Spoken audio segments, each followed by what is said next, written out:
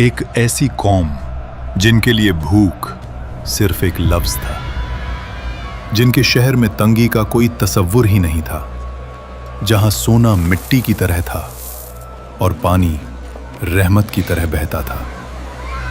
फिर सोचिए, सिर्फ एक छोटा सा चूहा और मारीब का अजीम बंद अपनी लिखी हुई तकदीर से जा मिला। ना फौज का हमला, ना ज़लज़ला, ना आसमानी बिजली, बस अल्लाह का एक हुक्म और एक रात, और दुनिया की सबसे अमीर सल्तनत जमीन के नीचे दफन। ये वो वाकया है जिसका जिक्र अल्लाह ने खुद कुरान में किया। ये है कौमे सबा, जन्नत से जहन्नम तक का सफर। और यकीन मानिए, जो आगे आने वाला है वो आपको अंदर तक हिला देगा। कौमे सबा अरब के जुनूबी हिस्से में आज के यमन के इलाके में आबाद थी, लेकिन ये कोई आम कौम नहीं थी। ये दुनिया की सबसे ज्यादा खुशहाल कौम थी। इनकी जमीन जरखेज थी, हवा नरम थी और बारिश बिल्कुल मीजान के साथ होती थी। मगर इनकी असल ताकत, इनका सबसे बड़ा राज मरीब का अजीम बंद। ये डैम इतना अजीम था कि इसके जरिए दोनों जानीब फैले हुए बागों को पानी मिलता था। फल इतने ज्यादा कि मुसाफिर जब वहां से गुजरता तो भूख का एहसास ही नहीं होता। कुरान इस मंजर को खुद बयान करता है। सबा के लिए उनके रहने की जगह पर एक निशानी थी, दाएं और बाएं दो बाग। और फिर अल्लाह फरमाता है, अपने रब का रिज़्क खाओ और उसका शुक्र अदा करो। यह सिर्फ दौलत नहीं थी, यह अल्लाह की रहमत का निजाम था। इस महीने मछलियों का शिकार बहुत अच्छा हुआ है। हमारी तिजारत हर महीने बेहतर हो रही है। शहर साफ, निजाम मुनज़्ज़म, लोग अमन में। कुरान ने इस शहर को कहा पाक शहर और बख्शने वाला रब। ये थी जमीन पर जन्नत। इसी कौम की सबसे मशहूर हुक्मरान रानी बिल्कीस। तफसीर इब्ने कसीर के मुताबिक बिल्कीस एक समझदार, बाहिकमत और ताकतवर रानी थी। उसका तख्त अजीम था, उसका निजाम मजबूत और उसकी सल्तनत दूर दूर तक मशहूर। यहाँ तक कि उसका जिक्र अल्लाह के नबी हजरत सुलेमान अलैहिस्सलाम तक जा पहुँचा। हजरत सुलेमान अलैहिस्सलाम, वो नबी जिन्हें अल्लाह ने ऐसी ताकत दी जो किसी और को नहीं मिली। जिन्नात उनके हुक्म में, परिंदे उनकी जबान समझते और हवा उनके लिए चलती। उन्होंने बिल्कीस को खत भेजा। कुरान इस खत के अल्फाज बयान करता है। ये खत सुलेमान की तरफ से है और ये अल्लाह के नाम से शुरू होता है। और दावत दी, अल्लाह के आगे सजदे में झुक जाओ। बिल्कीस ने मशवरा किया, तोहफे भेजे, सोना, चांदी, जवाहरात। मगर सुलेमान अलैहिस्सलाम ने सब वापस कर दिया और फरमाया, जो अल्लाह ने मुझे अता किया है वो तुम्हारी दौलत से कहीं बेहतर है। यहां बिल्किस समझ गई कि ये कोई आम बादशाह नहीं, ये अल्लाह का नबी है।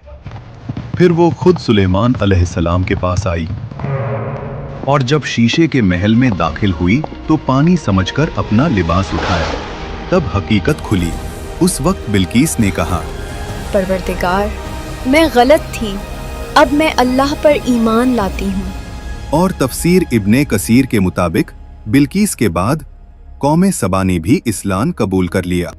ये था सबा का रूहानी और दुनियावी उरूज। मगर वक्त हमेशा एक जैसा नहीं रहता। बिल्किस का दौर खत्म हुआ, नस्लें बदली, हुक्मरान बदले और वक्त के साथ शुक्र की जगह हुरूर ने ले ली। ये बाग हमने बनाए, ये बंद हमने खुद खड़ा किया, ये दौलत हमारी अकल का नतीजा है। अल्लाह का जिक्र कम होता गया और अपनी ताकत का नशा बढ़ता गया। अल्लाह ने उन्हें तंबीह दी, नबी भेजे मगर उन्होंने मजाक उड़ाया। नबियों ने उनसे कहा, ये बाग तुम्हारी अक्ल का कमाल नहीं, ये रब की रहमत है। अगर तुमने शुक्र छोड़ दिया तो ये रहमत तुम पर बोझ बन जाएगी। लेकिन कौम सबा हंस देती। वो जवाब देते, तुम हमें डरा रहे हो? देखो हमारा मारब बंद पहाड़ों की तरह मजबूत, क्या तुम्हारा रब उसे भी गिरा सकता है? नबी फिर कहते, अल्लाह जब पकड़ करता है तो वजह बड़ी नहीं होती, सिर्फ उसका हुक्म काफी होता है। मगर कौम के चेहरों पर सिर्फ घमंड होता। अगर अजाब आना होता तो कब का आ चुका होता। हमारी सल्तनत महफूज है, हमारा बंद लाजवाल है, हमें कोई तबाह नहीं कर सकता। साल गुजरते रहे। अल्लाह के नबी ने बार बार समझाया, रहमत कहर बनने से पहले सुधर जाओ। मगर उनके दिल पत्थर ही रहे। हमारी बराबरी करने चला है। इसकी औकात ही क्या है? नबी पुकारते रहे, बंद से नहीं, अल्लाह से डरो। हमें अजाब से डराना बंद करो, हम अपनी ताकत और दौलत से उसे रोक देंगे। और यहीं से उनके जवाल का फैसला हो चुका था। कुरान यहाँ एक ऐसी बात बताता है जो अकल को हिलाकर रख देती है। अल्लाह फरमाता है, तो जब उन्होंने पीठ फेरी, हमने उन पर बंद तोड़ देने वाला सैलाब भेज दिया।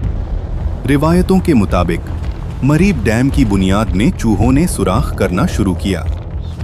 लोग देखते रहे, मगर घमंड में अंधे थे। ये बंद हमारी ताकत की निशानी है, ये चूहे इसका कुछ नहीं बिगाड़ सकते। फिर वो रात आई, लोग सो रहे थे, शहर खामोश था और मरीब डैम आखिरी सांस ले रहा था। पहले एक आवाज आई, फिर दूसरी, और अचानक बंद टूट गया। पानी जो कभी रहमत था, अब कहर बन चुका था। लोग चीखने लगे। कोई बोला, बंद तो मजबूत था, खुदा के लिए भागो। मगर भागने का कोई रास्ता नहीं। कुरान के अल्फाज हैं, फिर हमने उन पर बंद तोड़ देने वाला सैलाब भेज दिया। नबी की आवाज गूंजती रही, ये वही है जिससे तुम इनकार करते रहे।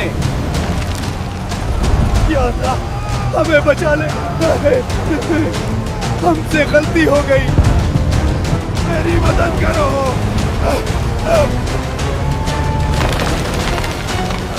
उठती लहरें शहर पर गिरती गईं, हर कोने को अपनी लपेट में ले रही थी। घर, बाग और बाजार सब एक साथ डूब गए। लोग चीख रहे थे, सिर्फ अपनी जान बचाने की कोशिश में। कुछ गिर रहे थे, कुछ लहरों में घुल रहे थे, और हर शोर सिर्फ कहर में घुल गया। आखिर में एक ऊंची लहर उन सबको हमेशा हमेशा के लिए खामोश कर गई।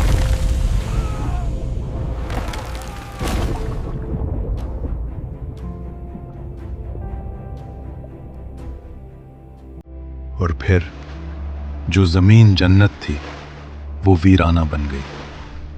बाग मिट्टी बन गए, घर बह गए, शहर के शहर खत्म हो गए, नस्लें खत्म हो गई, सिर्फ वाक़िया रह गया। अल्लाह फरमाता है, उनके बागों के बदले कांटेदार झाड़ियां लगा दी गईं। ये सज़ा क्यों थी? कुरान खुद जवाब देता है, ये सज़ा इसलिए थी कि उन्होंने न शुक्री की। कौम सबा दौलत से तबाह नहीं हुई, गुरूर से तबाह हुई। उनका जुर्म ये नहीं था कि वो अमीर थे, उनका जुर्म ये था कि वो शुक्र भूल गए। और इन मामूली लोगों को देखकर हंसी आती है। और ये वाकया सिर्फ उनके लिए नहीं, ये हम सब के लिए है। अगर अल्लाह की दी हुई नेमत अल्लाह से दूर कर दे तो वो रहमत नहीं रहती, अजाब बन जाती है। सोचिए, अगर एक छोटा सा चूहा अल्लाह के हुक्म से सल्तनत गिरा सकता है, तो हम किस गिनती में आते हैं? कमेंट्स में लिखो। दौलत या गुरूर, किस चीज ने कौमों को तबाह किया? वीडियो को लाइक करो और चैनल को सब्सक्राइब करो।